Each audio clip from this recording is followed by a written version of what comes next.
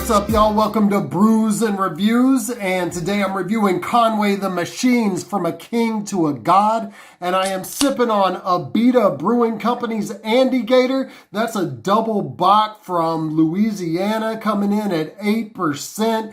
Great beer. So let's get into this highly anticipated album. From King to a God. So I said this is highly anticipated, long anticipated. Well, as long as you can get anticipated with a Griselda release, they release all the time. But this one does feel like it's been in the works for a little bit. I was listening to Lemon a while back, and that was such a strong track that it really made me anticipate this album. I actually did a full review of the Lemon track, so check that out on my channel. And this is actually Conway the Machine's third project this year. He did LULU with Producer of the Year contender Alchemist, and he also did No One Mourns the Wicked with Big Ghost Ltd. From King, the album begins with some deep philosophics from writer Alan Watts. This is a sample that really plays into the whole theme that we know Conway is going for, where this writer is speaking about what it means for a person to feel that they're a god, and you really feel like it's going to be a statement when it begins like this. And after that speaking sample, the music begins with a trademark low, ominous bass drop and the trademark Griselda. Yeah! So you know he's about to go in on this. The beat, courtesy of Derringer, doesn't get too intricate, so Conway can make his presence felt from the very beginning. He confidently spits, "I gave all my shooters the ultimate green light. I'm Dan Tony, and my story is far from finished. I got my shoes off in them offices talking business. I'm a motherfucking brand. I'm a walking business."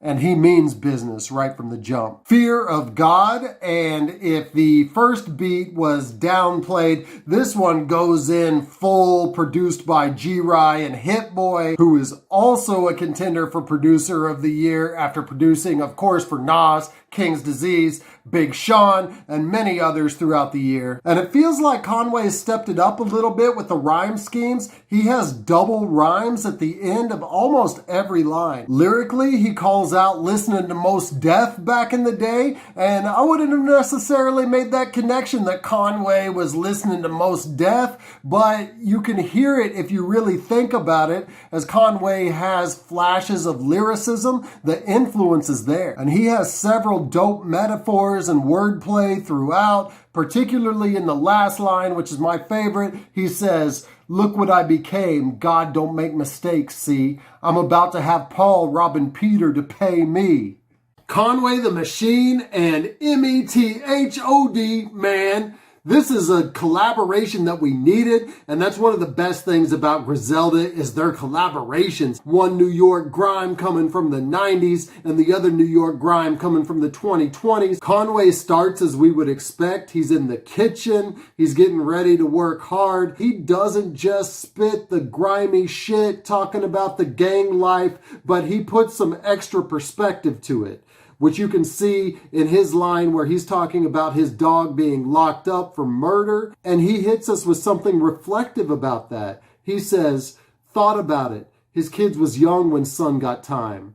Won't see his daughter graduate. Can't teach his son how to drive." While some of his albums didn't come to their full potential, I really feel that Meth's strength is in his guest spots. There's nothing better than a Method Man guest appearance verse. That's when he goes the strongest. And don't forget his trademark wordplay, which we can hear on the line, "It's Con and Meth, spread the word, boy, you seeing them.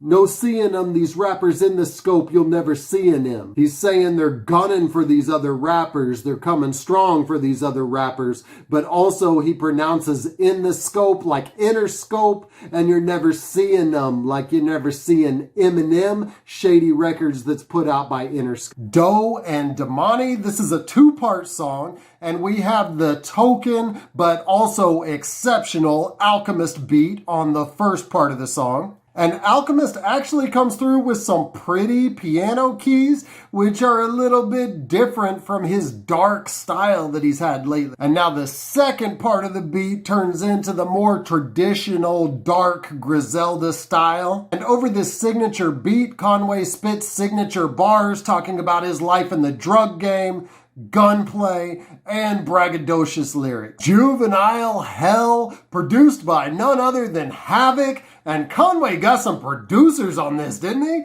Dusting off Havoc to get on this track. But just wait, the best producer of all time is yet to come. And of course, the title of this song, Juvenile Hell, is a nice homage to Havoc himself, Juvenile Hell being Mobb Deep's first album. And the man comes through. This is one of the best beats on the album. He also handles the chorus in a very 90s Mobb Deep era style. Lord, who low-key has been putting out some really good music this year, also has a good verse on this. And Lloyd Banks, of all people, plays cleanup and somehow has the best verse on the entire track. I actually like this Lloyd Banks verse, which is not something that I say very often. But hey, this shows what Conway and the Griselda sound can inspire. The next track is an interlude from DJ Shay, and he recently, very recently, passed away from COVID-19.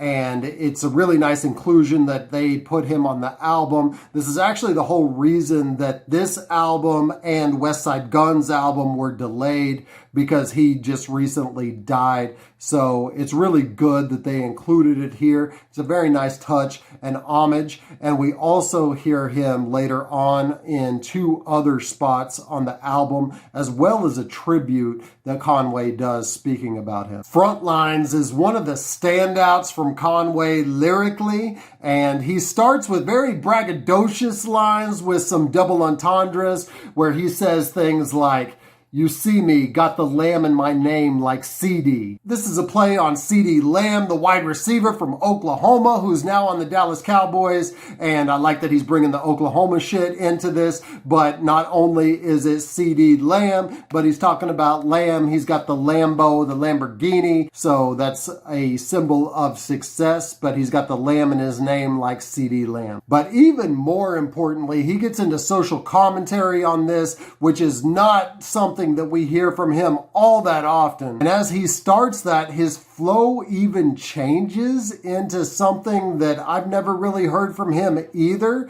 So his flow being different represents this different kind of style lyrically that he's going to present on the second verse of this song. He talks about the murder of George Floyd, and he says, "Cracker invent the laws, that's why the system is flawed. Cops killing black people on camera and don't get charged. We ain't talking no more. We ain't just pressing record. Can't watch you kill my brother. You gonna have to kill us all." Conway getting political with us, speaking on some social commentary and aligning himself from what you would consider more socially conscious MCs that have also dropped similar bars this year about this situation in people like Killer Mike and Pharaoh Monch. And there's been a lot great lyricists talking about this, but Conway is putting himself in that conversation and putting himself in the year 2020 and talking about some of the major concerns that are coming up this year. Anza is the next track, and on an album full of GOAT producers, this one was produced by relatively unknown compared to these other guys, Murda Beats, and this is one of the standout tracks of the album. He absolutely murdered this beat. Conway, for his part, lyrically, he has another double entendre talking about an Oklahoma athlete, CP3, this time, and a little aside here, CP3 should have taken that last shot. We had so much potential this year, and I hate to see CP3 go. If he goes this year, he was so great for the team, but we lost in the first round again. Heartbreaking seeing Steven Adams fall on the floor like that. But I digress. We're talking about Conway the Machine here, and hearing this line makes me a little bit happier after this loss. Conway goes 3 verses on this, and then he lets Griselda's first woman, Armani Caesar, shine. Her voice and flow really sound like Lil' Kim when she first came out, and I think her verse works on this. The beat is good enough, her flow's good enough to keep it moving, but this is not something that would necessarily make me check for her album or more of her music. Seen Everything But Jesus featuring Freddie Gibbs, paying back the favor that Conway did on Album of the Year contender Alfredo, and Conway's guest spot was one of the best guest spots on that album. This one is not as good as that song. Conway says he feels like singing, and I've said this before, you know, back in the 90s, we could have our rappers sing off key and it didn't bother us. We'd still be banging the track, but Conway really can't sing. What we do hear on this is as soon as Freddie comes on, he's also trying to harmonize, and dude can actually do it. It's almost like Conway should have let Freddie handle the chorus on this. And Freddie's verse with the singing and all, he gets back into his signature flow after 4 bars of singing, and that really saves this from being a skippable track. At first, I was like, this is a slight misstep, but then after Freddie's verse, it made me want to hit repeat. Spurs 3, and of course, Conway was going to bring Westside Gunn and Benny the Butcher onto this song, making it a Griselda collaboration track. There are 2 other tracks named Spurs by Conway, so this is a reference to that. And of course, it's also a reference to the great dynasty San Antonio Spurs. And Conway really sticks to the subject, speaking about the influence that Griselda currently has on the game. He says, ask the homie Wayno and them, they'll confess. Lot of albums are suddenly starting to feel a little more Griselda-esque. Talk to Ebro, ask Sway in the morning about the impact of this movement. Sure, they'll say it's enormous. Great bars about their impact on the game. They are truly influential and the greatest collective in hip-hop right now. And I like how they're going no chorus on this, one dude after the other, and Griselda is like the only group that could make you really feel something that's really a simple beat with a simple loop going over and over with no chorus and just straight up bars that aren't getting too deep lyrically, but yet we still love this shit. Forever Dropping Tears, and he makes it complete. Conway really got all the GOAT producers on this album. When I heard him say Green-Eyed Bandit on this, I was like, why is he talking about Erick Sermon? But he did it. He got Erick Sermon, E-Double, and Rock Wilder to produce this track. And this is a little bit off kilter, off style from what we would normally hear from Griselda, but it's a great beat and the subject matter is even better. Conway is talking about some of his homies that have passed on, and most notably and emotionally, he's talking about DJ Shay, who again just recently passed away from COVID-19. And you know that one of the reasons that this album was held back was just so he could release this poignant, emotional verse about his dude. After explaining that he wrote this verse while getting dressed for his funeral, he says, wish you got your flowers while you were still alive. Drunk a bottle with Shamara and Dominic, and I cried. When I got out the hospital from the shots, I survived. You recorded me and helped me get my confidence and my stride. Paying respect to one of the dudes that was clearly there for him in one of the darkest points of his life when he got shot. Jesus, Khrysis, and some people might say that this is filler, but I love this inclusion here. Khrysis, one of the best producers of the 2000s, came out with Justice League. A lot of his beats people thought were Ninth Wonder doing that, but it was actually him, and he produces a fire beat here for Conway. And Conway is inspired to spit some braggadocious double entendres. He says, lyrics written in Braille, you gotta feel it to understand. And try blocking my goals, I'm gonna make it messy. Try blocking my goals, I'm gonna make it messy.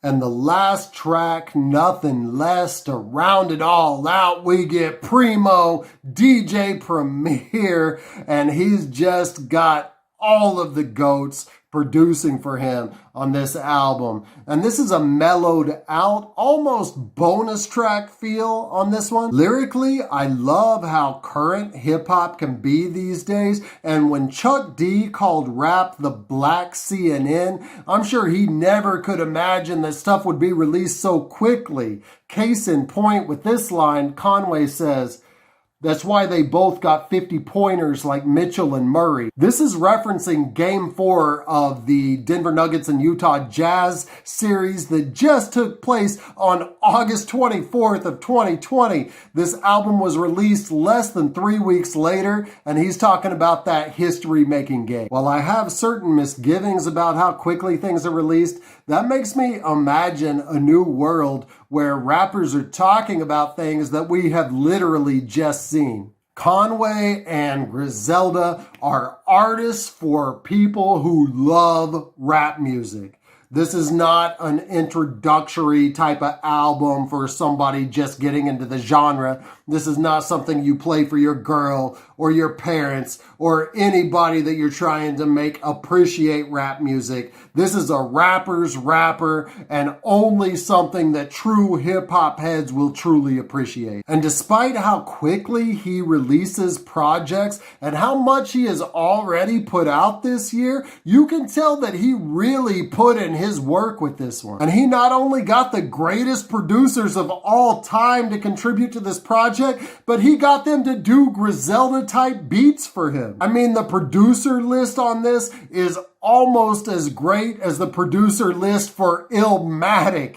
We got Hit Boy, Khrysis, Alchemist, Havoc, Erick Sermon, DJ Premiere. And that shows the respect for Griselda and the impact that this MC, Conway the Machine, has on the game that all these dope producers want to work with dude. There's also variety on this like we have never heard from a Griselda project, and this just might be Griselda's magnum opus. That being said, I'm going to give this a 9 out of a 12 pack.